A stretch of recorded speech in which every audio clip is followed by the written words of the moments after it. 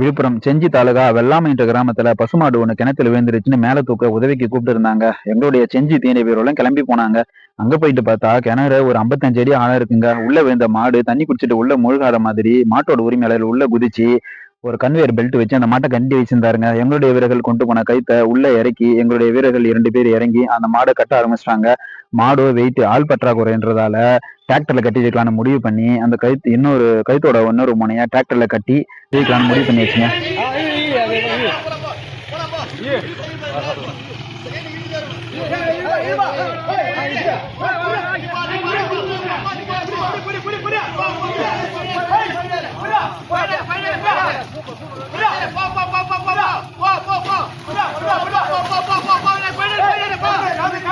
மாட்டை பாதுகாப்பா மேல மீட்டாச்சுங்க. மாடு எப்படி விழுந்ததுன்னு கேட்க கறந்த பாலை எடுத்துட்டு போய் வீட்டுக்குள்ள வச்சுட்டு வர்றதுக்குள்ள மாடு காணும்னு தேடி இருக்காருங்க.